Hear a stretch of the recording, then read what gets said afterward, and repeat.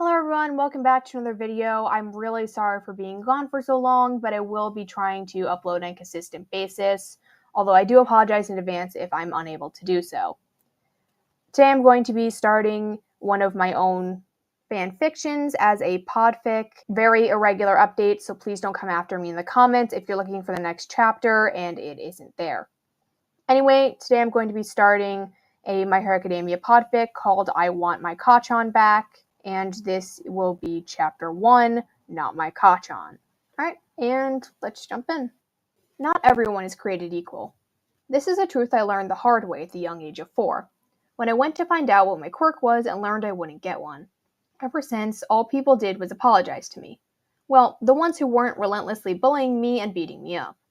My dream was to be a hero, but my simple lack of a quirk, the superpowers that 80% of the population had, left everyone thinking that was impossible. Unfortunately, my closest friend, the one I'd known since birth, was the leader of those who constantly insulted me. At least that's what it would look like to anyone else. But I knew the truth. Even though he beat me within an inch of my life and tormented me on a daily basis, only pretending to act civil around our parents, I never held it against him. Because the Katsuki Bakugo standing in front of me was not my Kacchan. My Kacchan would never do anything like he was doing.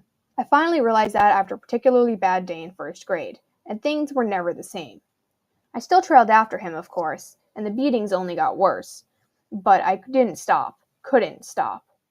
Things finally came to a head 7 years later. I had long since started referring to him as Katsuki rather than Kacchan, and in our second to last year of middle school, he finally confronted me about it. I laughed, becoming almost hysterical before calming down. It was one of the rare occasions that he didn't have his lackeys with him, so there was no one to hear a conversation. You want to know what happened to the nickname? It's still there, of course, just not for you. I will never, ever call you Kacchan, Katsuki. Do you want to know why? It's really quite simple. You are not my Kacchan. He would never do anything you've done, what you're still doing. He's much too kind for that. You, on the other hand, are not. You took him, and I'm still waiting for you to give him back. Katsuki only stared. Then why do you keep following me around? He shakily asked. I laughed again, a loud, short sound. Follow you? Are you stupid? You really think I was following you? Get this through your thick skull, Katsuki. I will tail you for the rest of my days if I have to, because Kacchan goes where you go. I follow him, and I will not stop until the end of time. You've taken him, but I know he's still there, and I am not giving up on him. So keep that in mind next time you start to get annoyed about me tailing you. If you want me to stop, give him back and go away. Good day, Katsuki. I walked away, leaving Katsuki frozen behind me as he headed home for the day. Bakugo stood frozen in shock after Deku's rant. As the other boy walked away, his mind sluggishly processed what had just happened. He left the school building and slowly walked home before locking himself in his room to think about what Deku had said. He thought about it while he did his homework, and while he ate the food he had brought up to his room for dinner, and when he went to sleep. By the time he woke up the next morning, he had come to a decision. Deku was right, and he was going to do something about it. Over the next few months, Katsuki's bullying only grew worse. He was rougher and harsher in both his words and his actions. One day, one of the days that would stick in both Izuku and Bakugo's minds forever, he finally said something Izuku had hoped to never hear from him. Take a swan dive off the roof of the building. Izuku's body went cold. So, Katsuki really would go that far. It's fine, he reassured himself. That's not Kacchan. Kacchan would never. It's not Kacchan. On the way home from school, Izuku was attacked by the sludge villain. After nearly dying again, this time from an actual villain rather than one that had taken his friend, All Might saved him and gave him his autograph. Izuku made one of the biggest mistakes of his life at that point. He grabbed onto All Might's leg as he took off instead of grabbing his arm or shoulder while they were still on the ground. All Might deflated as soon as they reached a roof, and had to explain his condition to the boy that had, unbeknownst to either of them, accidentally knocked the sludge villain out of All Might's pocket. All Might decided to crush Izuku's dreams of being a hero, and then made the bad decision of leaving him on a roof, of all places. Izuku looked at the edge, wondering if he should. After all, even the number one hero, his idol, had said he couldn't be a hero. He shook his head, trying to clear the thoughts. Kacchan would kill him if he knew he was even thinking about it. An explosion rang out in the distance. Grateful for the distraction and realizing it was another villain fight, He raced down the stairs towards the disturbance. He froze upon seeing who the villain was, and realized that he had caused this. All Might had captured the villain, but it had escaped thanks to his interference. This was all his fault, and now someone was suffering because of him. He looked around, taking in the scene. Backdraft was busy putting out the fires, but why were Kamui Woods, Death Arms, and Mountain Lady just standing there? Why weren't they doing something? Sure, they were making sure the spectators stayed safe, but one of them should help the victim. Speaking of the victim, another explosion rang out, and Izuku's blood ran cold. He knew that sound.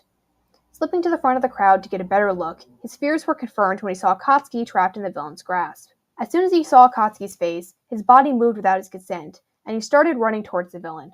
No, towards Katsuki. Brain working overtime, he threw his backpack at the villain's eyes, prompting it to let go of Katsuki's face. Coughing, the blonde opened his eyes and immediately demanded to know why Deku was there. His reply was simple. Katsuki, I might hate you, but if you die, he goes with you. Clawing at the sludge and trying to pull Katsuki out, he said, I can't let that happen. I won't. With Katsuki still trapped in his hold, the villain reared back to attack Izuku. He braced himself to try and dodge, but suddenly the villain was splattered across the ground as All Might punched it so hard he changed the weather. Seeing that Katsuki was safe, Izuku finally relaxed. Unfortunately, the heroes decided to chew him out for rushing into danger like that, since he easily could have gotten himself killed. Feeling a momentary surge of strength, Izuku stood up. If Kacchan's safe, I don't regret it, he said icily before walking away. The strength drained from his body as Katsuki came up from behind him to also yell at him, because the great Katsuki would never need help from a useless weakling like Deku. Trying and failing to ignore Katsuki's words, Izuku headed home and collapsed on his bed, reviewing the day in his head.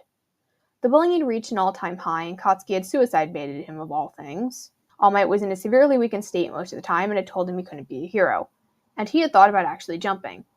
He sighed as he thought about it, realizing that it might be finally time to accept the possibility that Kacchan was buried too deep inside Katsuki for Izuku to reach. He decided to wait a day before giving up, just to be sure. Katsuki was just as bad the next day, if not even more aggressive thanks to being angry about Izuku helping him the day prior. With everything that happened and Katsuki on about him, every little thing, it was all just too much. It had been too much for a long time, but he had held on to the flickering hope that he could get Kacchan back and they could be heroes together. But now, with All Might's words and the way Katsuki was acting, he finally gave up. Sorry, Kacchan. I tried for as long as I could.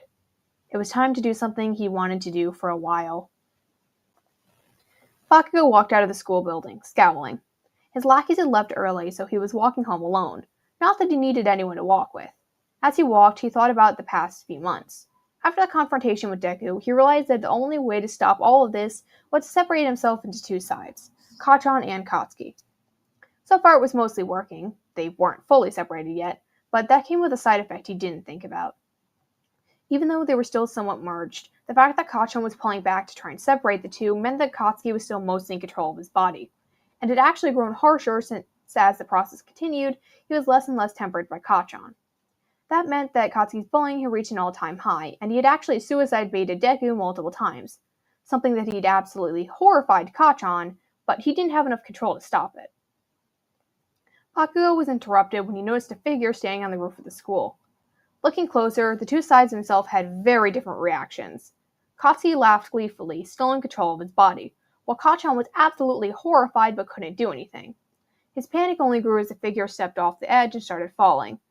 Kacchan's desperation of, I can't lose him, surged forward like a tsunami, and apparently it was enough for control of his body to switch from mostly Katsuki to mostly Kacchan.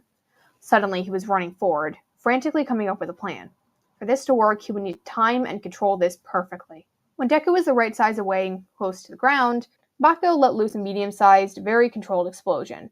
The resulting blast created enough force to slow Deku's fall, but not cause too much property damage, and he ran the second he saw the boy would be safe.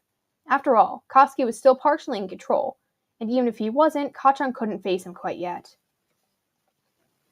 The wind whipped past him as he fell closer to the ground, each second taking him closer to the moment he would be free from the nightmare he was trapped in.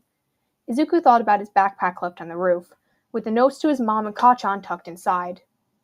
He thought about his conversation with All Might the day before, and how his idol had told him that no, he couldn't be a hero.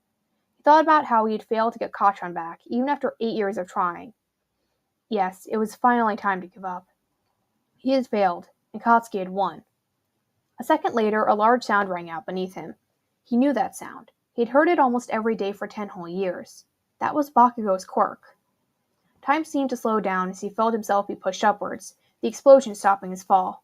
His back exploded in pain as he fell the last 10 feet to the ground and lay there, his brain slowly trying to catch up to what had just happened. He'd been saved? By Katsuki? No, that couldn't be right. He was the one that had told him to do this in the first place. And even if he hadn't, he would never save the worthless, quirkless Deku. He hated him too much for that. That only meant one thing, right? If Explosion saved him and Katsuki would never, then that meant... Izuku's face split into a wide grin, and he laughed. The purest, happiest laugh anyone had heard from him in 10 years. He didn't know how, but Kacchan had saved him. Kacchan was still within his reach. Now all Izuku had to do was keep trying. He could barely feel the burning pain in his back as he trudged upstairs to retrieve his backpack and then went home to his mother. Inko waited for her son to come home, as she did every day since Izuku started making the trip to and from school on his own. She always greeted him with a hug and a snack, then treated the wounds that always seemed to follow him home now. She was very concerned about where they came from, but she couldn't do anything since Izuku refused to tell her what was happening. She did have her suspicions, however, tight-lipped he was being. Her train of thought was interrupted when her son entered the apartment with the skin practically burnt off his entire back, but he was wearing the largest smile he'd seen him have since before his quirkless diagnosis. Being the worried mother she was, especially after the Sledge Villain incident the day prior, she instantly ran over to him and started to fret about his injury. "Mom, it's fine," he said. "It doesn't even hurt that much." She just shook her head, moving him to the couch and grabbing her supplies to treat the wound. Luckily, she had a medical background, so she knew what she was doing. "Where did you even get this?" she sighed. She didn't really expect him to answer her, so she was surprised when Izuku said, "I did something really stupid, but Kacchan saved me. He's going to make a great hero." He refused to tell her anything more about the stupid thing he had done, but she decided to drop it, seeing how this was the happiest she had seen him in years. 2 hours later, Inko and the now bandaged up Izuku sat down to eat the katsudon she'd made for dinner.